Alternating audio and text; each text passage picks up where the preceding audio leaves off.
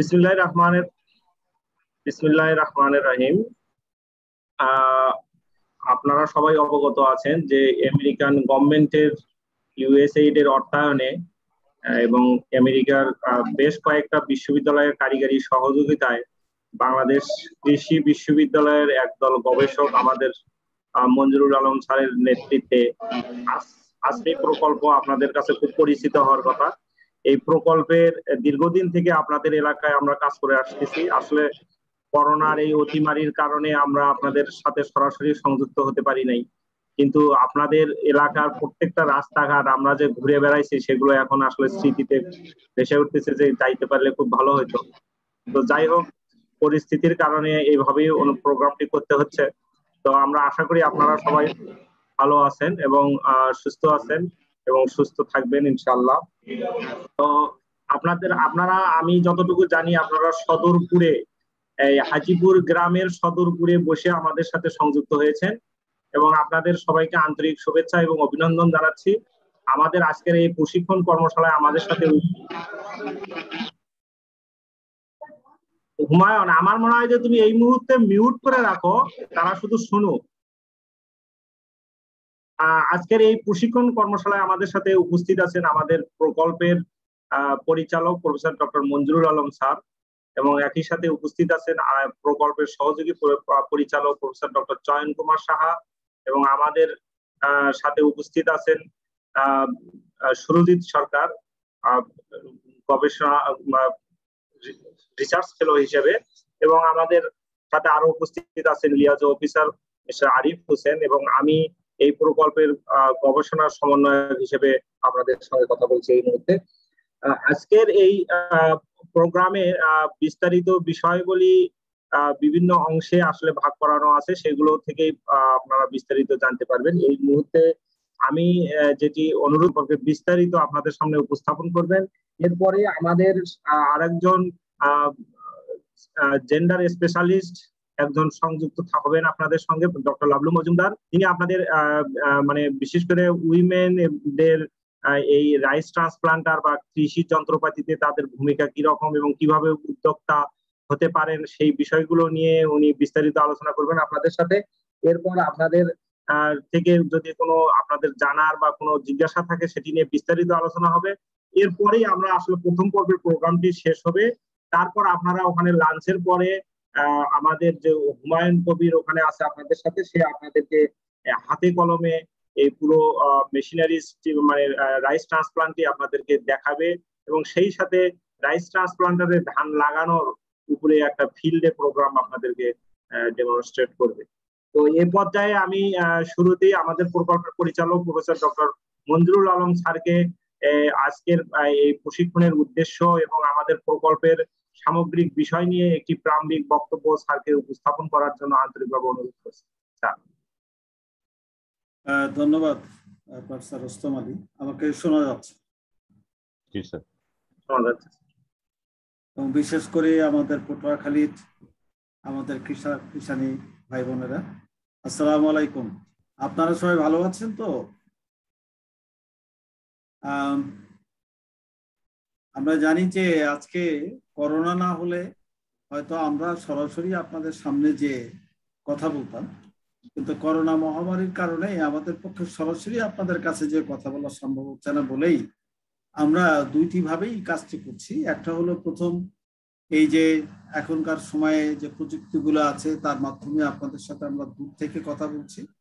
এরপরে আমাদের হুমায়ুন সেখানে আছেন, আপনাদের সবার সাথে তার নিবিড় সম্পর্ক আছে। সে আপনাদের হাতে কলমে এই বিশেষ করে ধানের চারা লাগানো যন্ত্র, তার ব্যবহার এবং কি করে এই ধরনের উদ্যোক্তা হতে হয় এবং সে উদ্যোক্তা কিভাবে কাজ করলে তিনি ভালোভাবে এই কাজটা করতে পারেন, এই বিষয়গুলো নিয়ে আসলে আমরা আজকে আপনাদের সাথে আলোচনা করব। তো যেমনটি এর আগে বলেছেন, আপনাদের কারো কারোর সাথে আমাদের এর আগেও দেখা হয়েছে, পরিচয় আছে। আমরা জানি যে আপনাদের মাঝখানে বেশ কয়েকজন উদ্যোক্তাও আছেন যারা কৃষি কাজে বিভিন্ন যন্ত্রপাতির সাহায্য সহযোগিতা আপনাদেরকে দিচ্ছেন। তো তারপরেও কিছু কিছু বিষয় আছে যে বিষয়গুলো আরেকটু গভীরভাবে জানা দরকার, সে কারণে আজকে আমাদের এই প্রশিক্ষণ কর্মসূচিটি আমরা আয়োজন করেছি। যেমনটি ডক্টর রুস্তম আলী বলছিলেন যে এই যে মানে গবেষণার কাজটা আমরা করি, সেই গবেষণার অর্থায়নটি হয় সেটা হলো আমেরিকাতে সাধারণ মানুষ আমরা যেমন ট্যাক্স দিই, তারাও কিন্তু এইভাবে ট্যাক্স দেয়। সেই ট্যাক্সের টাকার একটি অংশ আমেরিকান সরকার পৃথিবীর বিভিন্ন উন্নয়নশীল যেসব দেশ আছে আমাদের মতো দেশ, সেখানে কৃষকদের ভাগ্য উন্নয়নের জন্য তারা কিছু অর্থ সহায়তা করে থাকেন। সেটি গবেষণার মাধ্যমে এবং তাদের সরাসরি জীবন এবং জীবিকা যেটি, সেখানে যেন আসলে তারা সহযোগিতা করতে পারেন, এই জন্য তারা অর্থায়ন করে। এবং এই কারণে তারা তাদের একটি প্রতিষ্ঠান আছে ফিট দ্য ফিউচার, সেই তার মাধ্যমে, এবং ইউএসএ একটি প্রতিষ্ঠান আছে, তার মাধ্যমে তারা এই অর্থটি দিয়ে থাকে আমাদেরকে। এই গবেষণাটা করবার জন্য কারিগরি যে সমস্ত সহযোগিতা দিচ্ছেন, আমেরিকার দুটি বিশ্ববিদ্যালয় সরাসরি আমাদের সাথে যুক্ত। তার মধ্যে একটি হলো কানসাস স্টেট ইউনিভার্সিটি, আর একটা হলো ইউনিভার্সিটি অফ ইলিনয়। এর বাইরেও বেশ কিছু ইউনিভার্সিটি জড়িত। এবং আপনারা যেমন বাংলাদেশে আমরা কাজ করছি, এরকম পৃথিবীর আফ্রিকা, ল্যাটিন আমেরিকার অন্যান্য দেশগুলোতেও কাজ হচ্ছে, অনেকগুলো দেশে একসাথে কাজ হচ্ছে। তার মানে শুধু আমরা একা নই, আমাদের মতো আর অনেকে মিলে আমরা পৃথিবীর বিভিন্ন দেশে এই কাজগুলো চলছে। আপনারা জানেন যে একটু বয়স যাদের হয়েছে, তারা এখানে যারা আসছেন তারা সবাই দেখেছে আজ থেকে 20-30 বছর আগে এই জমির চাষ দিতে হতো সব হালের লাঙল দিয়ে, এছাড়া আর কোনো পথ ছিল না। কিন্তু এখন তাকিয়ে দেখেন আপনার এলাকায় আমার মনে হয় না কেউ আর হালের লাঙল দিয়ে, বলদ দিয়ে আর এই চাষটা করে। সেখানে পাওয়ার টিলার আছে, 2 চাকার ট্রাক্টর এবং 4 চাকার ট্রাক্টর, এগুলো দিয়ে চাষ হচ্ছে। আমরা এটাও দেখেছি যে একসময় ধান মাড়ানোর জন্য এই হাতে পিটিয়ে ধান কেটে এগুলো মাড়ানো লাগতো। এখন অধিকাংশ জায়গায় ধান মাড়াই যন্ত্র কিন্তু চলে গেছে। তো ফলে তো সেখানে যন্ত্রের ব্যবহার হচ্ছে তেমন ভাবে আমরা জানি কিছু কিছু জায়গায় যেমন ধান লাগানোটা, এটা পৃথিবীর সব দেশেই সাধারণত পরে যন্ত্রগুলো আসে। এবং আমাদের মনে হয় এখন সময় এসছে যে এই যন্ত্রগুলো ধান লাগানো, ধান কাটা, ধান মাড়ানো এবং এটা শুকানো, এইসব ক্ষেত্রে যন্ত্রপাতির ব্যবহার করাটা দরকার। এখন বলতে পারেন যে এতদিন ব্যবহার হয়নি, এখন কেন যন্ত্রগুলো দরকার? দেখেন, আমি যেটা বলছিলাম, আজ থেকে যদি 20 বছর আগেও আপনি চলে যান, 20-25 বছর আগে, তাহলে আমাদের দেশের যত লোকজন আছে তার প্রায় 85% লোকজন সরাসরি কৃষিকাজের সাথে জড়িত ছিল এবং তারপরে নির্ভরশীল ছিলেন। এখন আমাদের দেশে সেই 85% থেকে কমে এসে 63% এসছে। তার মানে কৃষি কাজ সরাসরি করেন অথবা যার পরিবারের কোনো না কোনো ভাবে কৃষি থেকে তার আয় আসে, এই ধরনের মানুষের সংখ্যা এখন 63% জন। এবং মজার ব্যাপার হলো, আগে এই যে 25 জনের মধ্যে প্রায় অধিকাংশ পরিবারের সব লোকজনই সরাসরি হাতে গায়ে খেটে কৃষি কাজ করত। এখন দেখা যায় যে গ্রাম অঞ্চলে যত শ্রমিক আছে তার মাত্র 36% শ্রমিক কৃষিকাজের সাথে জড়িত। আর বাদ বাকিটা আপনি দেখবেন কেউ ছোট ব্যবসা করছেন, কেউ হয়তো মুরগির ফার্ম দিচ্ছেন, বা কেউ হয়তো এই যন্ত্রপাতি গুলো ঠিক করছেন, অথবা একটা 3 হুইলার ভ্যান নিয়ে তারা চালাচ্ছেন। নানাবিধ কাজের সাথে জড়িত তারা, কিন্তু আর সবাই সরাসরি কৃষিকাজের সাথে জড়িত। এবং সত্যি কথা বলতে কি, এই যে ধরনটা দেখা যাচ্ছে, এটা যদি চলতে থাকে তাহলে 2030 সালের মধ্যে গিয়ে দেখা যাবে যে গোটা শ্রমিক যারা আছে তার শতকরা শুধুমাত্র 20% লোক এই কৃষিকাজের সাথে। কারণটা হলো এই যে আপনারা জানেন যে বিশেষ করে বাংলাদেশের সরকার এবং আমাদের প্রধানমন্ত্রী শেখ হাসিনা, তিনি কতগুলো প্রোগ্রাম নিয়েছেন। কি ধরনের প্রোগ্রাম?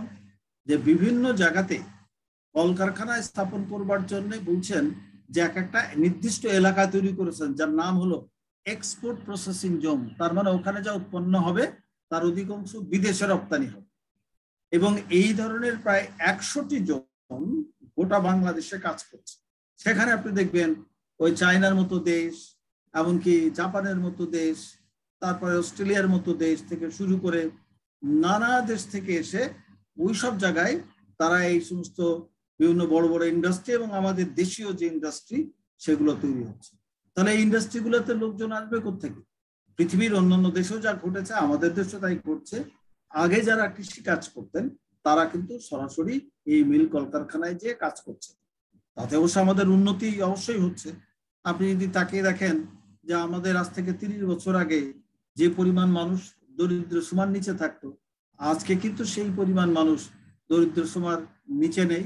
এবং আমাদের দেশেও মানুষের একটু কষ্ট আসে, বিশেষ করে এবার করোনার মধ্যে খানিকটা কষ্ট একটু বেড়েছে, কিন্তু মানুষ একেবারে না খেয়ে মারা যায় এইটা কিন্তু বাংলাদেশে নাই। বাংলাদেশের ভাবমূর্তিটা উন্নত হয়েছে, ফলে আমরা এগোচ্ছি, আমরা পিছাচ্ছি না, আমরা অনেক এগিয়েছি। এখন কৃষি ক্ষেত্রের কথা যদি বলি, তাহলে আমরা আগে বলেছিলাম যে প্রথমে চাষটা হয়ে যায়। আপনাদের এলাকায় আমরা জানি যে পানির একটা বড় সংকট আছে, এবং খাল থেকে যতটুকু পানি হয়তো সেচ দেওয়া যায় অল্প করে সেচ দেন, অথবা শুধুমাত্র বড় মৌসুমেই ধানের চাষটি আসলে মূলত হয়। অন্য সময় পানির একটা সংকট আছে, লবণাক্ততার একটা সংকট আছে। কিন্তু ধান মাড়াইয়ের ক্ষেত্রে আগে থেকে আপনারা কেউ কেউ ব্যবহার করতেন। এখন হয়তো ধান কাটা যন্ত্র বিগত বেশ কিছু বছর ধরে, যেমন আমরা আমাদের প্রকল্পের মাধ্যমে, অন্যান্য প্রকল্পের মাধ্যমে, এবং সরকার তার যে সম্প্রসারণ অধিদপ্তর আছে তাদের মাধ্যমে কিন্তু এই ধান কাটা, মাড়াই, ঝাড়াই এবং ধান চারা লাগানোর জন্য এই সমস্ত যন্ত্রপাতির প্রসার ঘটে, আপনারা যেন ব্যবহার করেন এবং সুবিধাগুলো পান, সেই চেষ্টা চালিয়েছে। তো আমরা আমাদের প্রকল্প থেকে আমরা মনে করেছি যে এই যন্ত্রগুলো যেন সঠিকভাবে ব্যবহার করা যায়, তার জন্য হাতে কলমে শিক্ষা দেওয়া দরকার।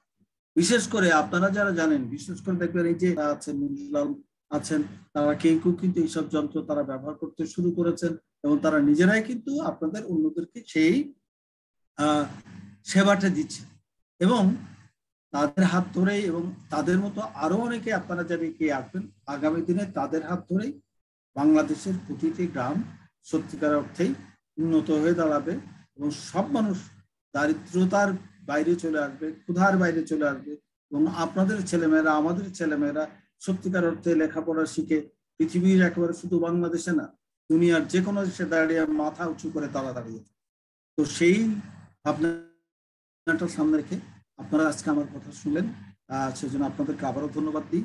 এবং পরবর্তীতে আমার সহকর্মীরা যে সমস্ত প্রশিক্ষণ নিয়ে যেসব কথা বলবেন সেটা মনোযোগ সহকারে শুনবেন, আপনাদের প্রশ্ন থাকলে প্রশ্নগুলো করবেন, এবং পরবর্তীতে যখন যন্ত্রটি ব্যবহারগুলো দেখবেন, এখানে আমাদের হুমায়ুন আছেন, আমাদের আরেকজন সহকর্মী, যিনি দীর্ঘদিন যাবৎ কৃষিতে কিভাবে উদ্যোক্তা সৃষ্টি করতে হয়, মানে উদ্যোক্তা হওয়া যায় সফলভাবে, মানে কৃষি যন্ত্র কিভাবে ব্যবসায়িক ভাবে ব্যবহার করা যায়, নিজের কাজে ব্যবহার করে অন্যকে কিভাবে সার্ভিস দেওয়া যায়, এবং একই সাথে কৃষিতে কৃষি যান্ত্রিকীকরণ বা কৃষির যন্ত্রগুলো ব্যবহারের ক্ষেত্রে আমাদের ভাইদের এবং বোনদের, মা বোনদের যে ভূমিকা, অংশগ্রহণ, এই বিষয়গুলো নিয়ে আমাদের সামনে এখন আসছেন ডক্টর লাবলু মজুমদার। উনি আমাদের বিশ্ববিদ্যালয়ের একজন সহযোগী প্রফেসর এবং এই প্রকল্পের জেন্ডার স্পেশালিস্ট হিসেবে আছেন। উনি আপনাদের সামনে প্রেজেন্টেশন, ভিডিও এবং আপনাদের সাথে উন্মুক্ত আলোচনা করবেন, বিশেষ করে উদ্যোক্তা এবং মহিলা এবং পুরুষদের কাজের ক্ষেত্রগুলো নিয়ে আরো বিস্তারিত আলোচনা। আমি এ পর্যায়ে লাবলু মজুমদারকে উপস্থাপনা দেওয়ার জন্য অনুরোধ করছি। ধন্যবাদ স্যারকে আমাকে পরিচয় করিয়ে দেওয়ার জন্য।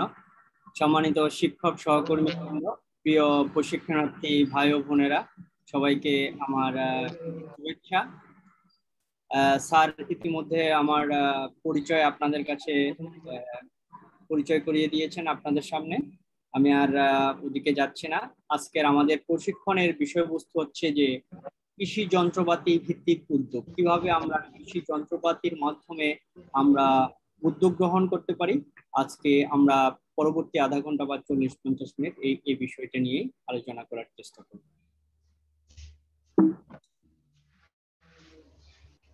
আমাদের সাথে সহযোগিতায় আছেন নুসরাত তাসনিম এবং নাজিয়া নিশাত, আজকে হয়তো নেই, পরবর্তী সময়গুলোতে মনে হয় আসার চেষ্টা করব।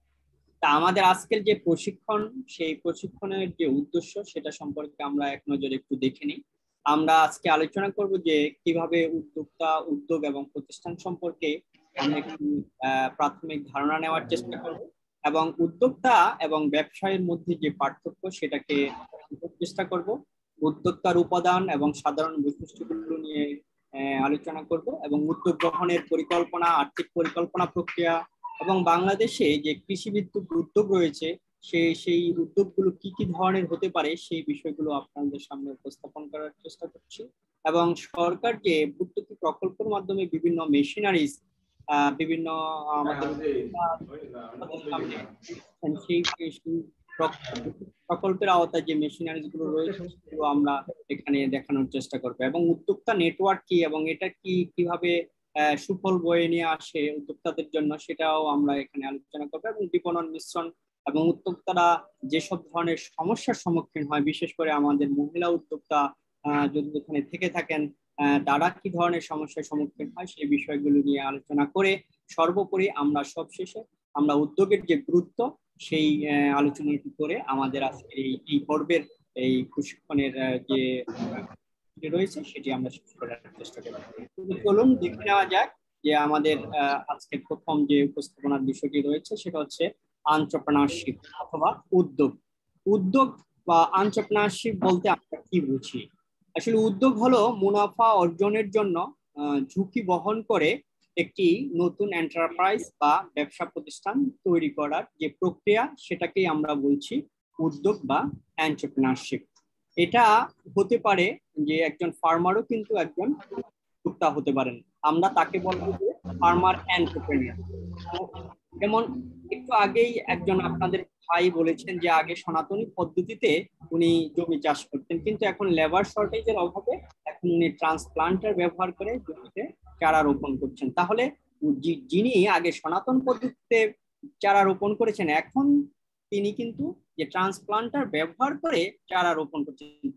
তাহলে আমরা সেই ভাইকে, মনে হয় ওনার নাম বলেছেন যে মঞ্জুরুল আলম ভাই, তাহলে একজন মঞ্জুরুল আলম ভাইকে আমরা বলতে পারি যে সে একজন এন্টারপ্রেনার, কারণ সে এখানে একটা ঝুঁকি নিয়ে, ঝুঁকি বলতে আমরা এখানে আর্থিক ঝুঁকির কথা বুঝিয়েছেন, তিনি একটা নতুন ভাবে এই ফার্মিং বিজনেসটাকে নতুন ভাবে নিয়ে এসেছেন। এই ফার্মিং বিজনেসটা বা আমরা এখানে বলতে পারি যে ফার্মিং প্রতিষ্ঠান, এই প্রতিষ্ঠানটাকে নতুন রূপে তৈরি করেছেন, এবং তাই ওনাকে আমরা বলতে পারি যে একজন ফার্মার এন্টারপ্রেনার। তাহলে উদ্যোক্তা কি? উদ্যোক্তা হচ্ছেন একজন ব্যক্তি যখন নিজের কর্মসংস্থানের কথা চিন্তা করে কোনো চাকরি বা কারো অধীনস্থ না থেকে নিজে থেকেই কোনো ব্যবসা প্রতিষ্ঠান স্থাপন করার চেষ্টা করেন, তখন তাকে আমরা উদ্যোক্তা বলি। যেমন আমরা একটু আগে একটি উদাহরণ দিয়েছি যে মঞ্জুরুল আলম ভাইয়ের কথা। ছবিতে দেখতে পাচ্ছেন যে একজন উদ্যোক্তার ছবি রয়েছেন এবং তিনি একজন ব্যক্তি। এটা হতে পারে আমাদের বা পেশানি কোনো একজন উদ্যোক্তা হতে পারেন। এরপর হচ্ছে যে এন্টারপ্রাইজ বা প্রতিষ্ঠান কি? এন্টারপ্রাইজ বা প্রতিষ্ঠান মানে একটি ব্যবসায়িক পরিকল্পনা করে সেটি শুরু করা এবং ওই পরিকল্পনা মতো ব্যবসা চালিয়ে যাওয়া। আপনারা ছবিতে দেখতে পাচ্ছেন বিভিন্ন ধরনের প্রতিষ্ঠান রয়েছে, তবে এক্ষেত্রে কৃষি যন্ত্রপাতি ভিত্তিক যে উদ্যোগ রয়েছে সেই প্রতিষ্ঠানটিও আপনারা গড়ে তুলতে পারেন। আপনারা একটি ট্রান্সপ্লান্টার কিনে কিংবা অন্য ধরনের যন্ত্রপাতি কিনেও আপনি আপনার ব্যবসায়িক প্রতিষ্ঠানটি আপনি শুরু করতে পারেন। তাহলে এক নজরে দেখে নেওয়া যাক যে উদ্যোক্তা কি, উদ্যোগ কি এবং প্রতিষ্ঠান কি। উদ্যোক্তা হলো একজন ব্যক্তি আর উদ্যোগ হলো একটা প্রক্রিয়া, এবং এই যে ব্যক্তি যে উদ্যোগটি গ্রহণ করেছেন তার ফলাফলই হচ্ছে প্রতিষ্ঠান।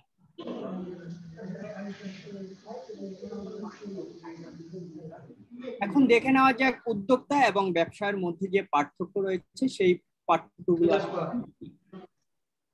আপনারা কি বুঝতে পারছেন? আচ্ছা, তাহলে উদ্যোক্তা এবং ব্যবসায়ের মধ্যে যে পার্থক্য রয়েছে সেগুলো একটু দেখে নেওয়া যাক।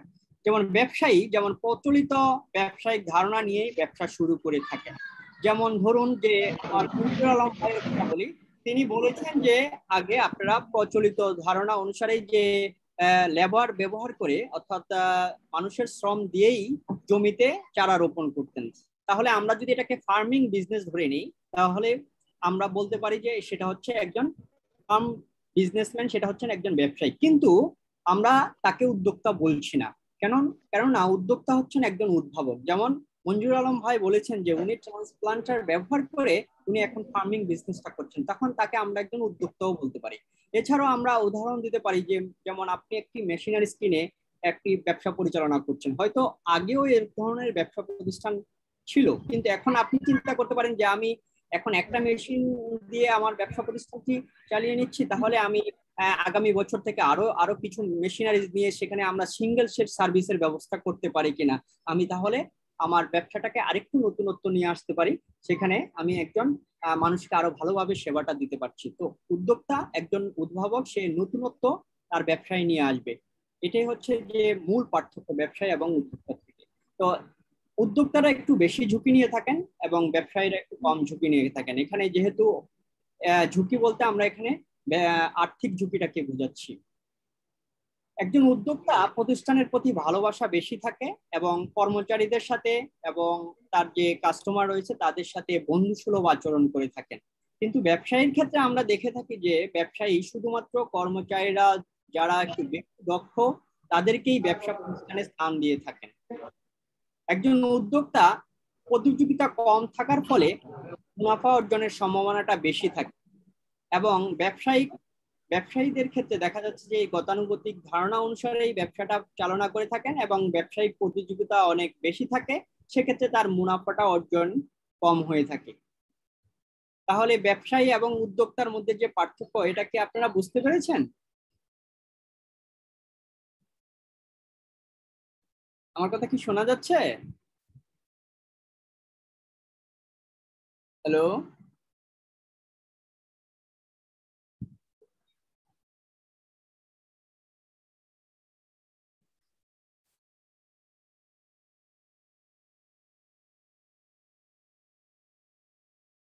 হ্যালো? হুমায়ুন, স্যার ডিসকানেক্টেড হয়ে গেছে কি? না, লেনোভো একটা দেখা যাচ্ছে। হুমায়ুন, কানেক্টেড আছো?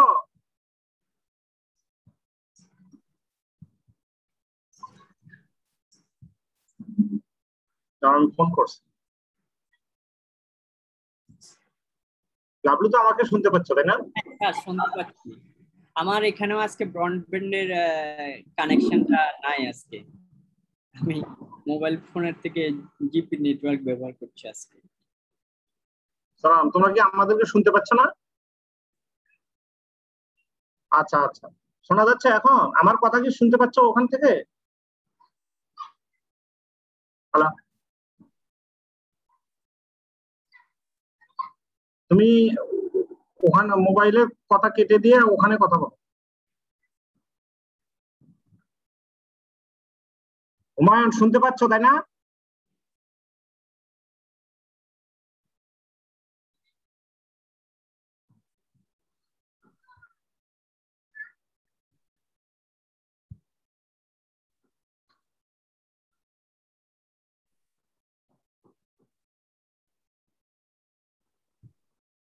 হুমায়ুন,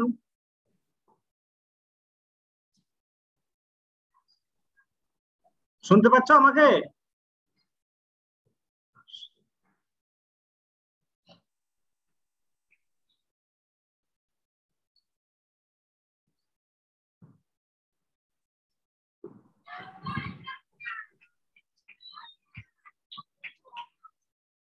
হুমায়ুন,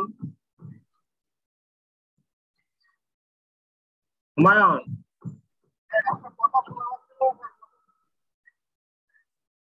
তার মানে তো তুমি, হ্যাঁ, তোমাদের লাইনের সমস্যা হয়েছে। আচ্ছা, ঠিক করে তুমি নক করো আবার। শুনতে পাচ্ছে না লাভলু, একটু ওয়েট করো। ঠিক আছে স্যার, সমস্যা নেই।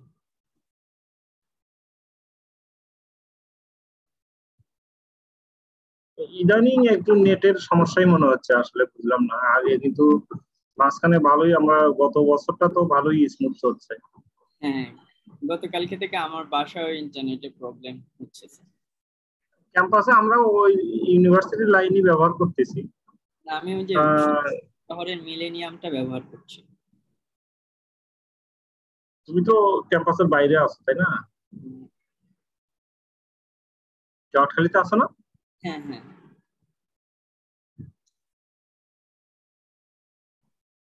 সকালে উঠে দেখি নেটওয়ার্ক নাই, এখনো আসেনি।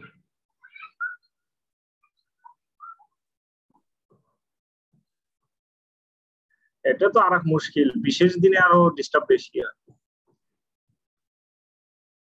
মানে বাড়তি স্ট্রেস আর কি।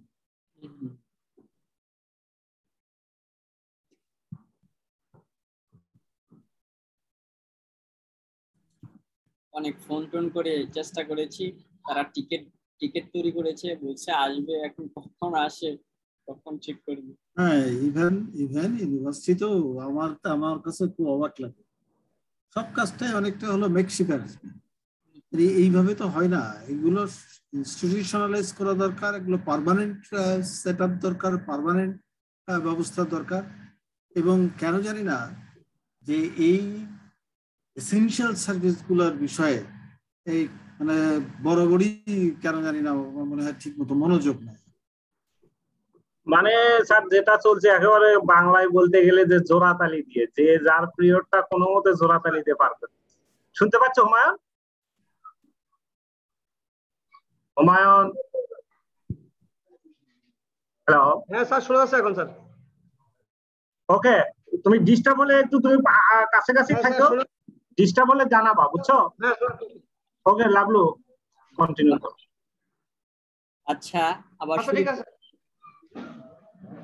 তো আমরা যে যে জায়গাটাতে ছিলাম, যে আমরা ব্যবসায়ী এবং উদ্যোক্তার পার্থক্য বোঝার চেষ্টা করেছি। আমরা এখানে উদাহরণ দিয়েও বোঝানোর চেষ্টা করেছি। যদি আপনি একজন বিজনেসম্যান হন, তাহলে প্রচলিত ধারায় যদি আপনি একজন কলার ব্যবসা করেন, তখন আপনি কলা বিক্রি করেন। এখানে একটা কলা বা দুটো কলা দেখা যাচ্ছে যে আপনি সর্বোচ্চ 10 টাকা বা 15 টাকায় বিক্রি করতে পারেন। কিন্তু আপনি যদি একজন উদ্যোক্তা হয়ে থাকেন, সেই কলা থেকেই আপনি জুস তৈরি করতে পারেন, এবং সেই জুস তৈরি করার ক্ষেত্রে আপনি একটি মেশিনারি বা একটা মেশিন বা কিছু কিছু সংখ্যক মেশিনারি ব্যবহার করে সেই কলা থেকে আপনি যদি জুস তৈরি করেন, সেই 1 গ্লাস জুস কিন্তু আপনি 100 টাকায় বা 150 টাকায় বিক্রি করতে পারেন। তেমনই ভাবে যদি আপনি বিজনেসম্যান হন, আপনি হয়তো তরমুজ আস্ত বিক্রি করবেন, অথবা আপনি সেটাকে পিস করে বিক্রি করতে পারেন। সেক্ষেত্রে 1 পিস তরমুজের দাম হয়তো আপনি 20 টাকা বা 25 টাকা নিতে পারেন। কিন্তু আপনি যদি একজন এন্টারপ্রেনার হন, একজন যদি উদ্যোক্তা হয়ে থাকেন, সে একটি মেশিন ব্যবহার করে সেই তরমুজ থেকে কিন্তু আপনি সেই জুস তৈরি করতে পারেন তরমুজের, এবং সেই জুস 1 গ্লাস জুস কিন্তু আপনি 100 টাকা বা 150 টাকা বিক্রি করতে পারেন। তাহলে আপনারা বুঝতে পারছেন যে গতানুগতিক ধারায় যদি আপনার ব্যবসাটা করেন, সেই ক্ষেত্রে সেই ব্যবসাটা না করে যদি আপনি একজন উদ্যোগী হয়ে এক উদ্যোক্তার ভূমিকা পালন করেন, সেক্ষেত্রে কিন্তু আপনার ব্যবসায় অনেক বেশি প্রফিট করা সম্ভব হচ্ছে।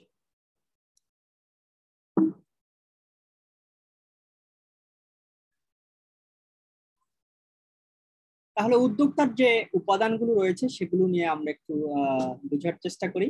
তাহলে একজন উদ্যোক্তা হতে হলে আপনাকে কি হতে হবে? যে আপনাকে নতুনত্ব বা নতুন কিছু উদ্ভাবন করতে হবে। তাহলে নতুনত্ব, ধরুন আপনার যে মেশিনারি বেস যে এন্টারপ্রেনিয়রশিপ আপনি তৈরি করতে চাচ্ছেন, সেখানে নতুনত্বটা কি হতে পারে? সেখানে নতুনত্ব হতে পারে যে আপনি আগে ধরুন একটা মেশিন দিয়ে ব্যবসা করেছেন, এখন আপনি সেখানে তো বেশ কিছু মেশিন নিয়ে এসে আপনি সিঙ্গেল শেড সার্ভিস গড়ে তুলতে পারেন। অথবা আপনি সেখানে যদি একটি মেশিনই থেকে থাকে, তাহলে আপনি চিন্তা করবেন যে আপনার প্রাইস নিয়ে আপনি স্যাটিসফাই কিনা, সেই প্রাইসটা কেমন হলে, বা সেই সার্ভিস আপনার যে সার্ভিসটা দিয়ে থাকেন সেই সার্ভিসটা যে কাস্টমার রয়েছে আপনার, সেই কাস্টমাররা স্যাটিসফাই কিনা। তাহলে আমরা এটাকে কি বলতে পারি? Customer satisfaction. আরেকটা জিনিস বলেছি যে প্রাইস স্যাটিসফ্যাকশন, আপনার মূল্য যেটা আপনি নির্ধারণ করেছেন সেটা আপনি স্যাটিসফাই কিনা। এছাড়া রয়েছে স্টেক হোল্ডার স্যাটিসফ্যাকশন, অর্থাৎ ব্যাকওয়ার্ড এবং ফরওয়ার্ড লিঙ্কস, আপনার কাস্টমার এবং যাদের কাছ থেকে আপনি আপনার কাঁচামাল নিয়ে থাকেন। এখানে আপনার মেশিনারি বেস আপনি এন্টারপ্রেনিয়রশিপের ক্ষেত্রে আপনার কাঁচামাল কি হতে পারে? যেমন ডিজেল বা পেট্রোল, অথবা যে স্পেয়ার পার্টস গুলো রয়েছে, অথবা যারা এটা মেশিনটা অপারেট করে সেই অপারেটর, তাদেরকে আপনি ঠিকঠাক মতো আছে কিনা, সেই সব বিষয়গুলো নিয়ে তাদের সাথে পরামর্শ করে আপনার এই ব্যবসা প্রতিষ্ঠানটিকে পরিচালনা করে একটি নতুনত্ব নিয়ে আসাটাই হচ্ছে এই উদ্যোক্তার একটা প্রধান উপাদান। দ্বিতীয় যে উপাদানটি রয়েছে সেটা হচ্ছে দূরদর্শিতা বা দূরদৃষ্টি সম্পন্ন হওয়া।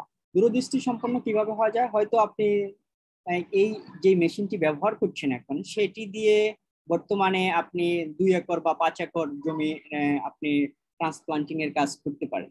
তাহলে আপনি ধরুন যে এখন আউশ সিজন চলছে, তাহলে আমন সিজন বা বোরো সিজনে আপনার কতটুকু জমি আপনাকে কাভার করতে হবে সেই সম্পর্কে, এবং সেই জমিটুকু কাভার করার জন্য ট্রান্সপ্লান্টিং করার জন্য আপনাকে কি কি ধরনের উপকরণ আপনার প্রয়োজন হবে এবং কি কি ধরনের জিনিসপত্র আপনার সেখানে নিয়ে আসতে হবে, সেই সেই জিনিসগুলো নিয়ে আপনাকে আগে থেকেই একটি দূরদৃষ্টি সম্পন্ন একটা ভূমিকা পালন করতে হবে। এরপরে 3 নম্বর যে উপাদানটি রয়েছে সেটা হচ্ছে যে ঝুঁকির কথা বলা হয়েছে, যে একজন উদ্যোক্তার কিছু ঝুঁকি নিতেই হয়। এখানে ঝুঁকি বলতে আমরা আর্থিক ঝুঁকিটাকে বোঝাচ্ছি। যেমন যা মঞ্জুর আলম সাহেব এখানে এক ট্রান্সপ্লান্টার কেনার চিন্তা ভাবনা করছেন বা ওনার আছে, তো এখানে তিনি যে আর্থিক ঝুঁকিটা নিয়েছে। তবে এটা মনে রাখতে হবে যে এই ঝুঁকিটা কিন্তু গ্যাম্বলিং নয়, অর্থাৎ জুয়া নয়। যেমন জুয়ারি কি করেন যে জুয়া খেলেন, জুয়া খেলার সময় যেমন ধরুন যে ক্রিকেট খেলার সময় কিভাবে জুয়া খেলে যে এ বলে কি ছক্কা হবে না ছক্কা হবে না, যদি এই বলে ছক্কা হয় তাহলে আপনি আমাকে 1 লাখ টাকা দিবেন, যদি ছক্কা না হয় তাহলে আমি আপনাকে 1 লাখ টাকা দিব। তাহলে এটা এই ধরনের যে এই ঝুঁকি সেটা হচ্ছে আসলে গ্যাম্বলিং বা জুয়ারি। কিন্তু এখানে আপনি একজন উদ্যোক্তা, সেই জুয়াটি খেলবেন না। সেক্ষেত্রে আপনি হয়তো একটা মেশিন অনেক দাম দিয়ে কিনেছেন, সেখানে আর্থিক কিছু ঝুঁকি রয়েছে, অর্থাৎ এই যে টাকাটা আপনি লগ্নি করেছেন, যে টাকাটা আপনি সেখানে খাটিয়েছেন আপনার ব্যবসায়, সেখান থেকে টাকাটা হয়তো উঠে আসতে কিছু সময় লাগবে। এই ঝুঁকির কথাই আমরা এখানে বলছি, বা এটাকে আমরা আর্থিক ঝুঁকি বলছি।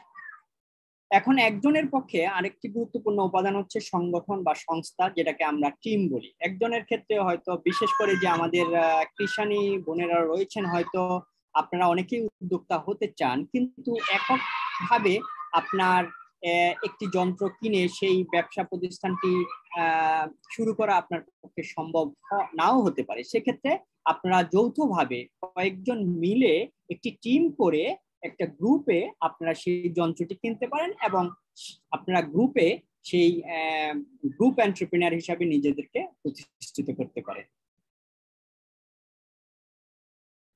তাহলে একজন উদ্যোক্তার কি কি গুণাবলী থাকা প্রয়োজন?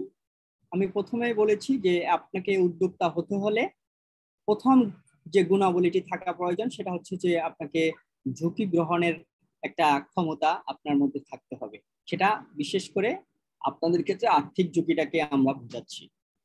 আপনাকে সাহসী হতে হবে। যেমন সাহস করে আপনাদের মধ্যে একজন একটা ট্রান্সপ্লান্টার কিনেছেন, তাহলে এখানে যদি আমি বলি যে না আমি কিনবো না, এটা নানা রকম প্রবলেম রয়েছে, না এই ধরনের প্রবলেম থাকবেই, বিভিন্ন ধরনের প্রবলেম আসবে, সেগুলোকে সলভ করারও ব্যবস্থা রয়েছে। তবে সাহস করে এগিয়ে আসতে হবে যে না আমি এই জিনিসটি পারবো, এবং নেতৃত্ব দানের মনোভাব থাকতে হবে। যখন দেখা যাচ্ছে যে একজন উদ্যোক্তার যখন হন, উনার কিন্তু অনেক মানুষের সাথে ওনাকে ডিল করতে হবে। যেমন ওনার অপারেটর রয়েছে, বা এই যন্ত্রটি কয়েকজন একটু আগে বলেছেন যে এটা ঠিকভাবে কাজ করছে না, তাহলে সেকে যখন ঠিকভাবে না কাজ করে কিন্তু মেকানিক্স যারা রয়েছেন তাদের পরামর্শ নিতে হবে, এবং সেই মেশিনটাকে ঠিক করার বিষয় রয়েছে।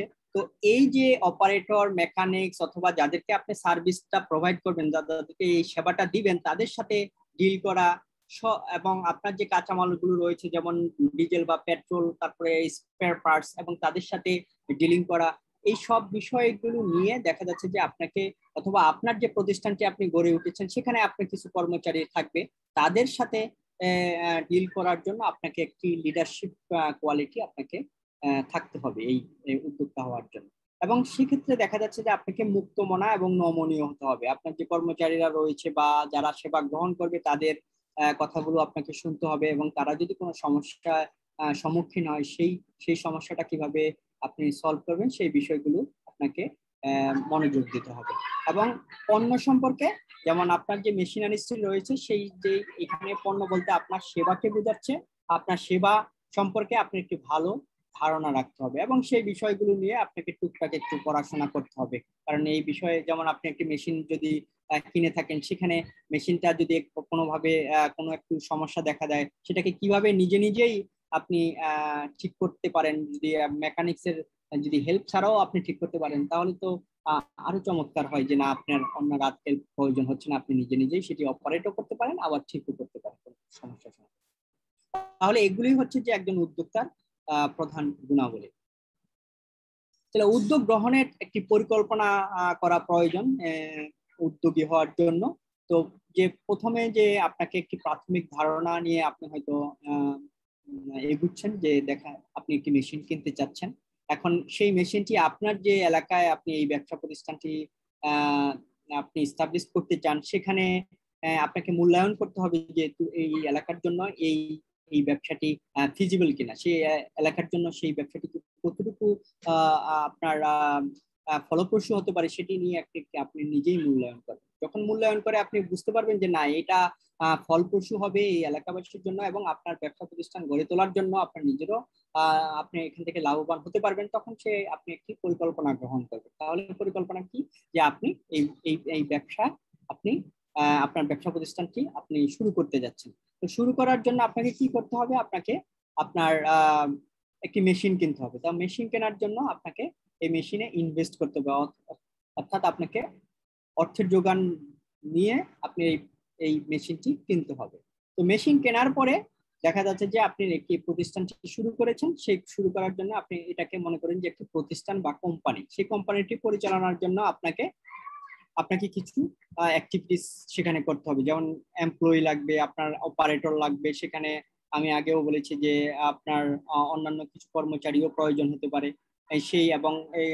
সেই প্রতিষ্ঠানটিকে প্রতিষ্ঠার জন্য মনে করেন যে আপনি যে মেশিন রয়েছে সেই মেশিনটি রাখার জন্য একটি আপনার প্লেস দরকার হবে, সেই প্লেসটি কোথায় হবে বা সেই প্লেসে আপনি কি ধরনের ঘর তৈরি করবেন, এই বিষয়গুলো আপনাকে পরিকল্পনা করতে হবে। তারপরে যে ভবিষ্যতের যে পরিকল্পনা, সেই ভবিষ্যতের পরিকল্পনা হচ্ছে, অর্থাৎ আপনি একটি মেশিন দিয়ে আপনার ব্যবসা প্রতিষ্ঠানটি শুরু করেছেন, সামনের বছর হয়তো আপনি পরিকল্পনা করছেন যে আপনি এখানে আরো বেশ কিছু দুটি বা তিনটি বা সব ধরনের মেশিন কিনে আপনি একটি সিঙ্গেল শেড সার্ভিস তৈরি করবেন বা প্রতিষ্ঠান তৈরি করবেন। সেই ধরনের ভবিষ্যতের পরিকল্পনাও আপনারা নিতে পারেন। তাহলে বাংলাদেশে যে কৃষিভিত্তিক উদ্যোগ রয়েছে, সেই কৃষিভিত্তিক উদ্যোগগুলো কি কি হতে পারে আপনারা একটু এক নজরে দেখে নিয়ে আপনারা এই বিষয়গুলো জানেন। তারপর আমরা একটু দেখানোর চেষ্টা করছি যে বাংলাদেশে কৃষিভিত্তিক কি কি ধরনের উদ্যোগ হতে পারে। যেমন আঙ্গিনায় সবজি ও ফলের চাষ। আমরা অনেকেই সবজি চাষ করি, কিন্তু আমরা উদ্যোক্তা হয়ে যদি আমরা আঙ্গিনায় সবজি ও ফলের চাষ করি, সেখান থেকে কিন্তু আমরা বিশেষভাবে লাভবান হতে পারি। এবং সেক্ষেত্রেও কিন্তু মেশিনারিজের ব্যবহার আপনারা করতে পারেন। যেমন সোলার ড্রিপ ইরিগেশনের কথা আপনারা অনেকে হয়তো শুনে থাকবেন, এবং সেখানে সবজি চাষ এবং ফলের চাষ করার জন্য আপনারা যদি সোলার ড্রিপ ইরিগেশন ব্যবহার করে থাকেন, সেখানে কিন্তু আপনারা একটা নতুনত্ব নিয়ে আসতে পারেন। এবং কৃষি সরঞ্জাম ব্যবসা, যেটা নিয়ে আমরা এখন আলোচনা করছি, যেমন যন্ত্রপাতি, বীজ বা ভার্মি পোস্ট সার, সেটা ভার্মি কম্পোস্ট সার, সেটাও ব্যবহার করতে পারেন। এবং মাশরুম চাষ, অনেক অঞ্চলে সেই মাশরুম চাষ ভিত্তিক যে কৃষি ভিত্তিক উদ্যোগ, সেটা অনেকেই গ্রহণ করছেন। এবং কৃষি পণ্য প্রক্রিয়াকরণ, অর্থাৎ আপনি যে কৃষি পণ্য তৈরি করছেন সেটাকে প্রক্রিয়াজাত করেও কিন্তু আপনি আপনার ব্যবসা প্রতিষ্ঠানটি স্থাপন করতে পারেন। যেমন ফুলের ব্যবসা, মাছ চাষ, গবাদি পশুপালন, পোল্ট্রি ফার্মিং, বিভিন্ন ধরনের কৃষিভিত্তিক উদ্যোগ বাংলাদেশে হতে পারে। আমরা ছবিতে দেখতে পাচ্ছি যে বিভিন্ন ধরনের উদ্যোক্তা, যেমন পোল্ট্রি ফার্মিং, ফিশ ফার্মিং, এবং একজন আনারস চাষিও দেখতে পাচ্ছি, এবং দেখতে পাচ্ছি যে একজন কৃষানী বোন সেখানে পাওয়ার টিলার পরিচালনা করছেন, এবং তিনি একজন উদ্যোক্তা, মেশিনারি বেসড উদ্যোক্তা। এখন দেখে নেওয়া যাক এক নজরে যে বাংলাদেশ সরকারের যে ভর্তুকি প্রকল্প রয়েছে, এবং ভর্তুকিতে বিভিন্ন ধরনের কৃষি যন্ত্র কেনা যায়, সেগুলো কিভাবে কি ধরনের যন্ত্রপাতি আমরা কৃষি ভর্তুকিতে কি ধরনের কৃষি যন্ত্র কিনতে পারি, সেগুলো নিয়ে আমরা একটু দেখার চেষ্টা করছি। এখন প্রথমে দেখে নিচ্ছি যে আপনারা কৃষিকাজে কি ধরনের যন্ত্রপাতি ব্যবহার করেন।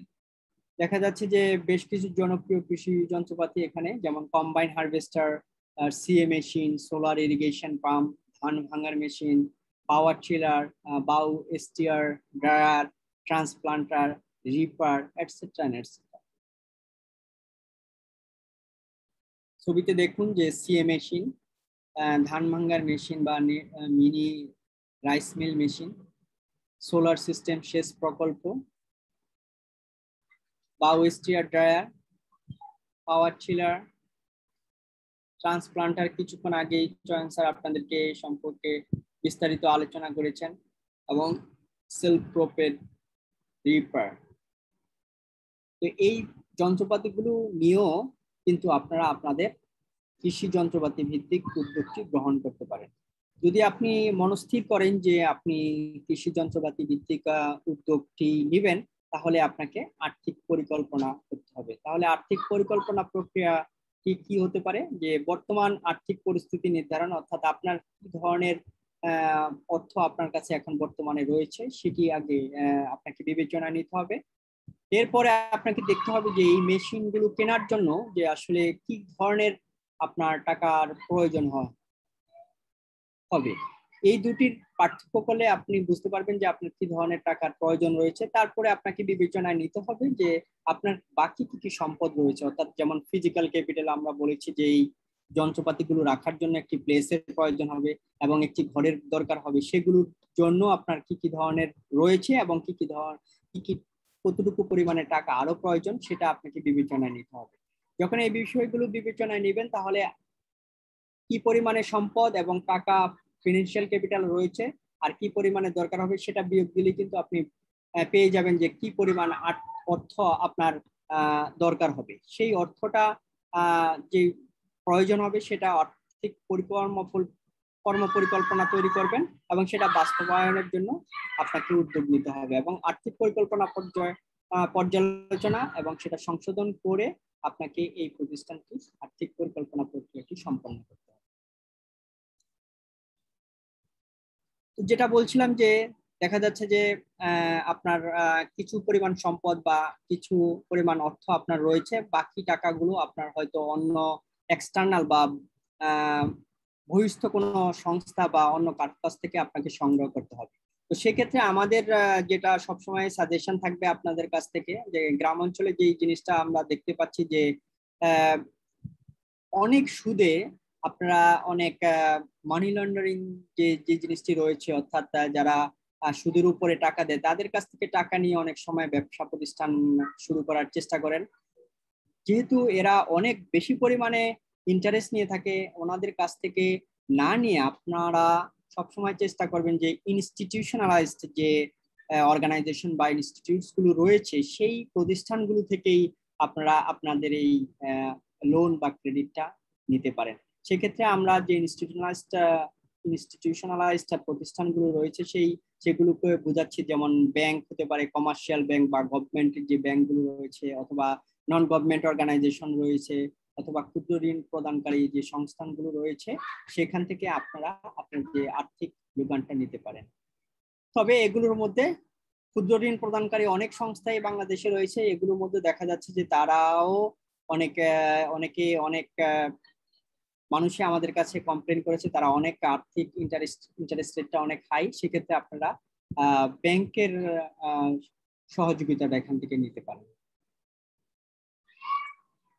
ক্যাশ ফ্লো স্টেটমেন্ট নিয়ে একটু আলোচনা করি। ক্যাশ ফ্লো স্টেটমেন্টটা কি? অর্থাৎ নগদ শুরুতে যে আপনার যে মূলধনটা রয়েছে সেই জিনিসটা, সেই নগদ বা মূলধন প্লাস হচ্ছে যে টাকাটা আপনার এই ব্যবসায় আসবে এবং মাইনাস হবে যে টাকাটা আপনার এই ব্যবসা থেকে চলে যাবে।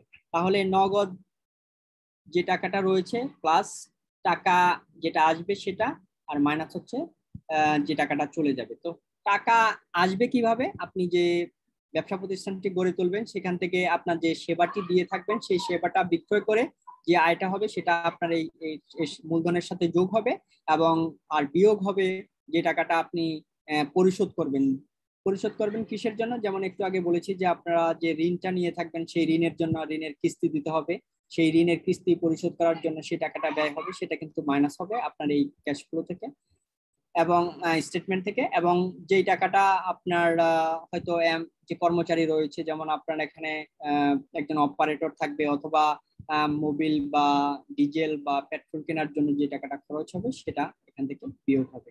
তখনই কিন্তু আপনি শেষ যে নগদটা কত হবে এই দুটার যোগফল এবং বিয়োগফল থেকে আপনি পেয়ে যাবেন।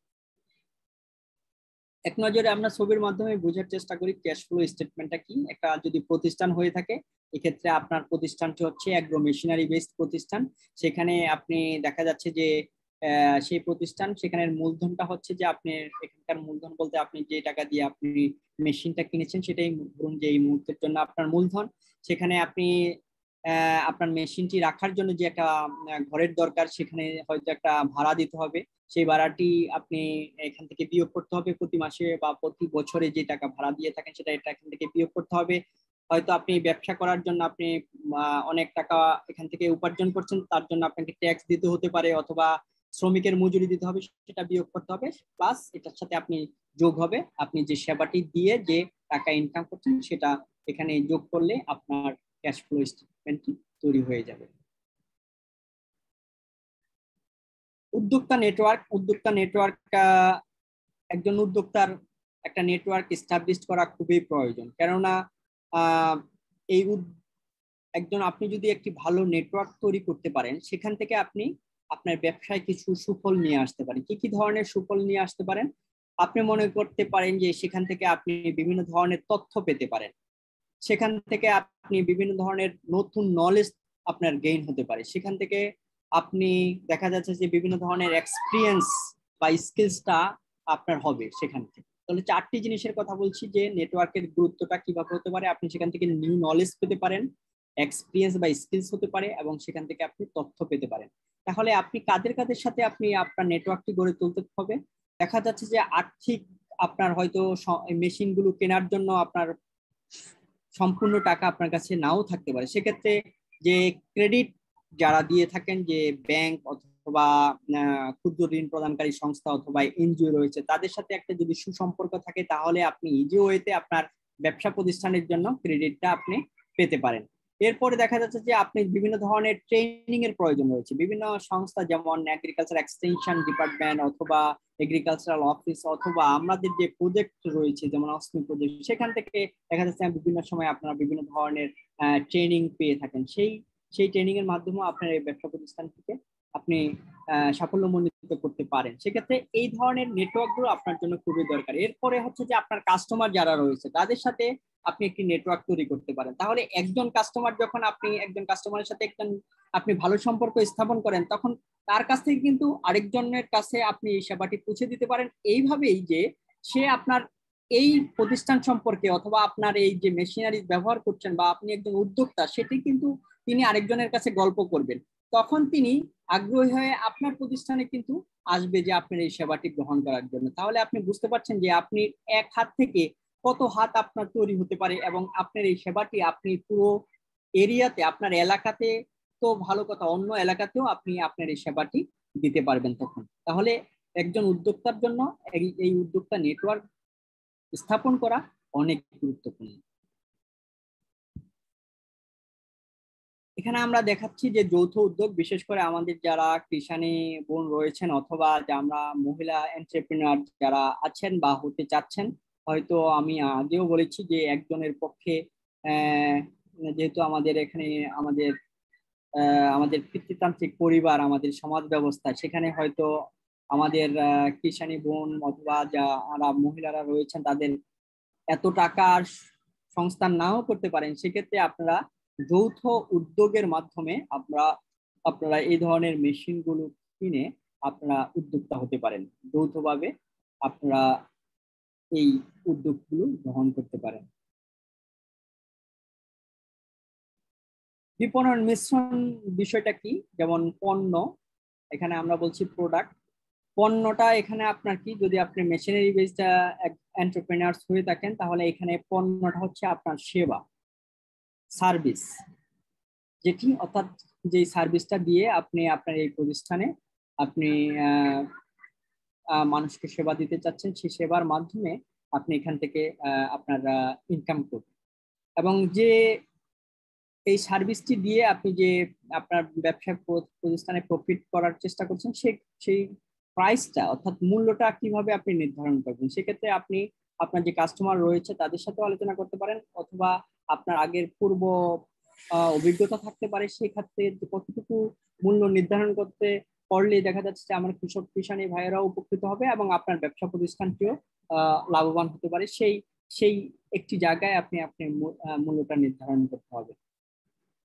এরপরে হচ্ছে স্থান বা প্লেস, অর্থাৎ এই এমন একটি জায়গায় আপনার এই ব্যবসা প্রতিষ্ঠানটি স্থাপন করতে হবে যেখানে আপনার এই ব্যবসার বা যে অ্যাগ্রো মেশিনারি বেস যে আপনি প্রতিষ্ঠানটি তৈরি করতে চাচ্ছেন তার একটা ডিমান্ড বা তার চাহিদা রয়েছে। এবং সেটা প্রচারের জন্য, যেমন আমরা বাংলায় বলে থাকি যে আমরা প্রচারই প্রসার, এবং সেটিকে প্রসার করার জন্য অর্থাৎ প্রমোশন করার জন্য আপনাকে বিভিন্ন ধরনের স্ট্র্যাটেজি অবলম্বন করতে হবে। তাহলে প্রসারের জন্য আমরা কি কি ধরনের প্রচার করতে পারি? আমরা দেখা যাচ্ছে যে বর্তমানে অনেকেই ইউটিউব অথবা ফেসবুক ব্যবহার করে তাদের পণ্যের প্রচার করতে পারেন। এই ক্ষেত্রে আপনি আপনার সেবাটার প্রচার করতে পারেন। এবং যদি এই দুটির আপনার অ্যাক্সেস নাও থাকে তাহলে সেক্ষেত্রে আপনি লিফলেট তৈরি করতে পারেন যে আমি এই ধরনের একটি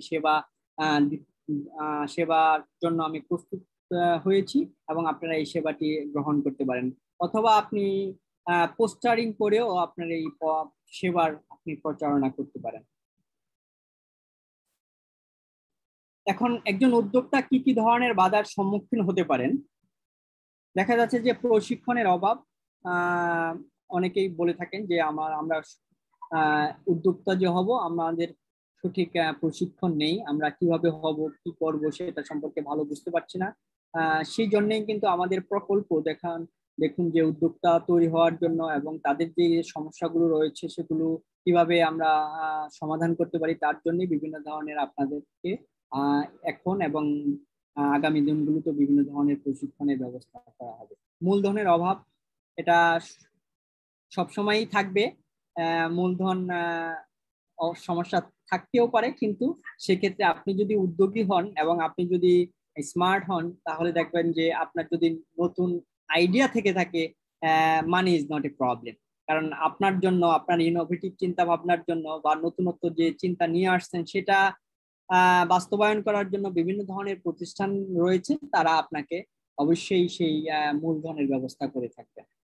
এবং ব্যবসায়ের সাথে জড়িত বৃহত্তর ঝুঁকি, সমস্ত ব্যবসায়ী কিছু না কিছু ঝুঁকি থাকে, তো এখানেও একটু ঝুঁকি রয়েছে। এখানে ঝুঁকি বলতে আর্থিক ঝুঁকিটার কথা আমরা সব সময় বলে থাকি, তো এখানে একটু ঝুঁকি আপনাকে নিতে হবে। এবং প্রযুক্তিগত জ্ঞানের অভাব, দেখা যাচ্ছে যে এটা আপনি একটা ব্যবসা প্রতিষ্ঠান শুরু করেছেন কিন্তু সেটার আপনি প্রচার করছেন না অথবা মানুষ সেটা জানে না, সেক্ষেত্রে আপনাকে একটু প্রযুক্তিগত ভাবেও একটু স্মার্ট হতে হবে। এবং যথাযথ ব্যবস্থাপনার অভাব, অর্থাৎ ম্যানেজেরিয়াল ক্যাপাসিটি নেই, অর্থাৎ অনেক মানুষকে কিভাবে আপনি ম্যানেজ করবেন সেই অনেক সময় দেখা যাচ্ছে যে সেই সমস্যার সম্মুখীন হয়। সেই সমস্যাটা যাতে না থাকে সেই দিকেও আপনাদেরকে একটু খেয়াল রাখতে হবে। এবং আত্মীয় স্বজন বন্ধু বান্ধবদের অনেক সময় সমর্থন পাওয়া যায় না, বিশেষ করে হচ্ছে মহিলাদের ক্ষেত্রে যে মহিলারা কেন ব্যবসা করবে, এই ধরনের বিভিন্ন ধরনের সমস্যা অনেক সময় সম্মুখীন হয়ে থাকে। এখন নারী উদ্যোক্তারা কি কি ধরনের সমস্যার সম্মুখীন হয় সেটা একটু আমরা দেখি। যেমন অর্থ বা কাঁচামালের সংকট, এটা হয়ে থাকে অনেক সময়। যেমন পারিবারিক দায়িত্ব পালন করতে হয়, যেমন রান্না বান্না অথবা যা বাচ্চা কাচ্চা লালন পালন করা, সেই পারিবারিক দায়িত্বগুলো পরে তাদেরকে এই ব্যবসা প্রতিষ্ঠানটি কথা চিন্তা করতে হয়। কারণ হচ্ছে যে আমাদের পিতৃতান্ত্রিক পরিবার, সেখানে আমাদের নানা ধরনের সমস্যা আসতে পারে। অনেকেই বলে থাকেন যে মহিলারা কেন ব্যবসা করবে, তারা ঘরে থাকবে, এই ধরনের সমস্যায় তারা সম্মুখীন হতে পারে। অথবা আমাদের দেখা যাচ্ছে যে যথোপযুক্ত আমাদের শিক্ষার অভাব রয়েছে। এই প্রবলেমগুলোর জন্য অনেক সময় আমাদের যে নারী বা বোনেরা রয়েছেন তারা তাদের প্রতিষ্ঠানগুলোতে স্থাপন করার জন্য তারা এগিয়ে আসতে পারছেন না।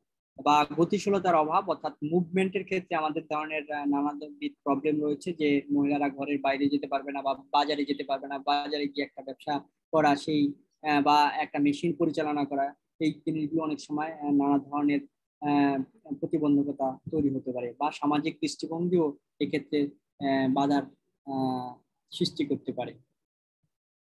কিন্তু আপনাদেরকে মনে রাখতে হবে যে উদ্যোগ গ্রহণ করলে এটা আপনার জন্য যেমন ভালো, কারণ আপনার একটি কর্মসংস্থানের ব্যবস্থা হবে, সেই সাথে সাথে আপনার পরিবারেরও এখান থেকে লাভবান হতে পারে।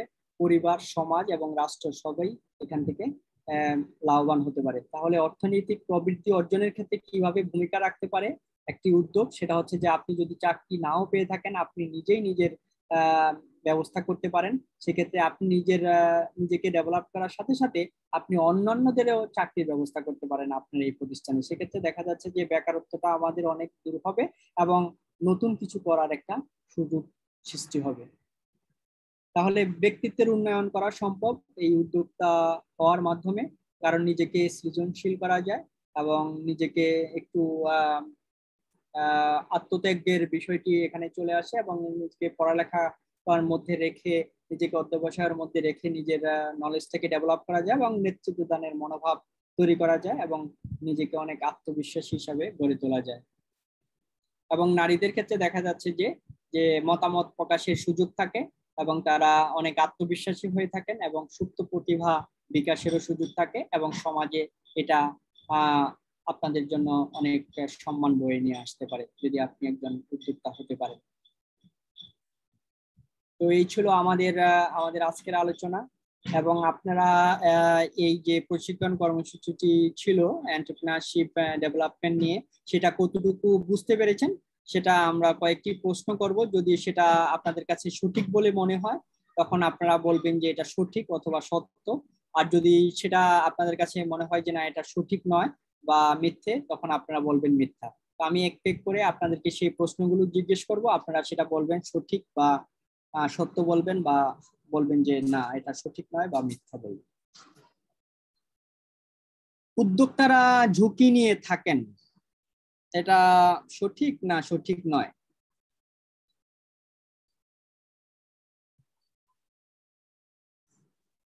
আপনারা কি শুনতে পাচ্ছেন আমার কথা? কি সঠিক না সঠিক নয়? সঠিক। শুধু পুরুষরাই উদ্যোক্তা হতে পারেন, এটা সঠিক না ভুল? না না, মানে এটা সঠিক নয়, উভয়ই পারে, উভয়ই উদ্যোক্তা হতে পারেন, নারী পুরুষ সবাই পারে। সঠিক না, এটা সঠিক নয়। এটা সঠিক নয়, আপনি সঠিক বলেছেন। হ্যাঁ, মুনাফা অর্জনেই উদ্যোক্তার মূল লক্ষ্য, এটা কি সত্যি না মিথ্যা?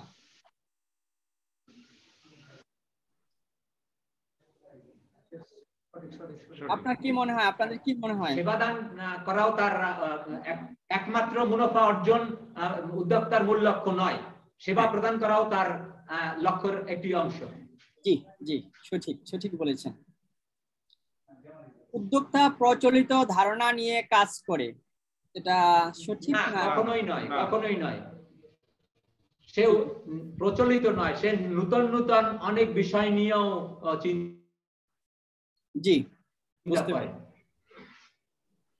তরুণরাই শুধু উদ্যোক্তা হতে পারে,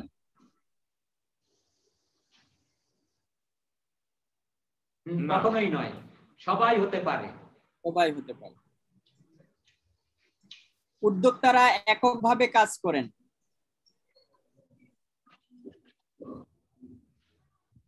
এটা কি সঠিক? উদ্যোক্তারা এককভাবে কাজ করেন তা নয়, এটা সম্মিলিতভাবে কাজ করা সম্ভব, সম্মিলিতভাবে কাজ, নেটওয়ার্ক তৈরি করে কাজ করা সম্ভব। জি সঠিক বলেছেন। উদ্যোক্তারা কর্মসংস্থানের সুযোগ সৃষ্টি করেন, অবশ্যই তিনি নিজে এবং অন্যদেরকেও সুযোগ তৈরি করে দেন যেন তাদের কর্মসংস্থান হয়, কারণ উদ্যোক্তা একা নিজে কাজ করতে পারেন না। একজন ব্যক্তি জন্মগতভাবেই উদ্যোক্তা হয়ে জন্ম নেন, কখনোই নয়, কখনোই নয়, কারণ সে শিক্ষা গ্রহণ করে, সমাজ থেকে শেখে, প্রকৃতি থেকে শেখে, বিভিন্ন জন্মগতভাবে সে উদ্যোক্তা হতে পারে না। অসংখ্য ধন্যবাদ। আমি বুঝতে পারলাম যে আমাদের যে আলোচনার বিষয়বস্তুটি আজকে ছিল, অর্থাৎ আমরা কিভাবে উদ্যোক্তা এবং কিভাবে আমরা একটি এন্টারপ্রাইজ বা আমাদের প্রতিষ্ঠান গড়ে তোলা যায় সেটি সম্পর্কে যে আমাদের আলোকপাত আমরা করার চেষ্টা করেছি, সেটি আপনারা ভালোভাবে বুঝতে পেরেছেন। এই জন্য আমার ব্যক্তিগত তরফ থেকে এবং আমাদের প্রজেক্টের তরফ থেকে আপনাদেরকে সবাইকে অসংখ্য ধন্যবাদ জানাচ্ছি। এর মধ্যে যদি আপনাদের কোনো প্রশ্ন থাকে সেই প্রশ্নটি আমরা জিজ্ঞাসাগুলো আপনারা স্বতঃস্ফূর্ত হয়ে করেছেন এবং লাবলু মজুমদারের কোশ্চেন গুলোর আনসার দিয়েছেন সুন্দরভাবে, তাতেই বোঝা গেছে আপনারা সেই পার্টটা থেকে অনেক কিছু শিখতে পেরেছেন। আমরা আশা করব যে এই দুটো প্রেজেন্টেশন এবং আজকের আলোচনা এবং দ্বিতীয় পর্যায়ে যে হাতে কলমে আপনারা একটা প্রশিক্ষণ নেবেন, সামগ্রিক বিষয়গুলো থেকে আপনারা যে ধারণাগুলো আপনাদের ভিতরে নিবেন সেগুলো আপনারা নিজেদের কাজে তো ব্যবহার করবেন, পাশাপাশি আপনাদের আশেপাশের লোকজনদেরকেও মানে উদ্বুদ্ধ করবেন যাতে কৃষি যান্ত্রিকীকরণ আরো একটু এক ধাপ আগায় যায় আপনাদের এলাকায়। আপনাদের এলাকায় কিন্তু প্রোগ্রেসিভ হিসেবে আমরা দীর্ঘদিন যাবত আপনাদের সাথে কাজ করে যাচ্ছি। তো আমার মনে হয় যে এ পর্যায়ে আমি আসলে আমাদের প্রজেক্টের পরিচালক প্রফেসর ডক্টর মনজুরুল আলম স্যারকে একটু রিকোয়েস্ট করবো যে খুব অল্প সময়ের মধ্যে আপনাদের উদ্দেশ্যে সামগ্রিক একটু কথাবার্তা বলে এই পর্ব এখানে সমাপ্তি ঘোষণা করার জন্য স্যার। ধন্যবাদ প্রফেসর রোস্তম। সম্মানিত কৃষক কিষানী ভাই বোনেরা, আমার সহকর্মীবৃন্দ, আসলে আমরা প্রায় 2 ঘন্টার উপরে আলোচনাগুলো শুনেছি। আমি আবারও বলি, এর মধ্যে কিছু হয়তো যান্ত্রিক বা কারিগরি ত্রুটি হয়েছে, সেগুলো কোথাও ইলেকট্রিসিটি নেই, কোথাও হয়তো বা নেটওয়ার্ক স্লো, সে কারণে। তারপরেও আমি বলবো যে প্রযুক্তির এই উন্নতির ফলে কিন্তু আজকে আমরা করোনার মধ্যেও আপনাদের সাথে কথা বলতে পারছি। এইটি অনেক বড় একটা বেটি পাওয়া। এবং সত্যি কথা বলি, ভবিষ্যতে আসলে মানুষজন যতটা না সব মানে মুখোমুখি দাঁড়িয়ে কথা বলবে, তার থেকে ভার্চুয়ালি এইরকম দূরে থেকে কথা বলবে। আপনি হয়তো আগামী 10-15 বছরে এরকম প্রযুক্তি পাবেন যে আপনার সামনে দাঁড়িয়েই আপনারা মোবাইল ফোনের মতো জায়গায় চাপ দিলে আপনি সরাসরি সামনে এই লোকটাকেই দেখতে পাবেন। এইরকম বিষয়, এটা খুব বেশি দূরে নাই। এই প্রযুক্তি আছে, মানুষের কাছে, সবার কাছে পৌঁছে যায়। তো তারপরে আমি মনে করি যে এই সরাসরি সামনে থেকে কাজ করার প্রয়োজন আছে। যেমন একটি ছোট্ট কথা বলে রাখি, মঙ্গলে মানুষ রোবট যানগুলো পাঠিয়েছে। আপনি দেখেন ওখানে ওই যন্ত্রটা কিন্তু ঠিক করছে, প্রোগ্রাম করছে সবই পৃথিবীতে বসে। দূরত্ব কত? প্রায় 29-30 কোটি মানে কিলোমিটারের মতো।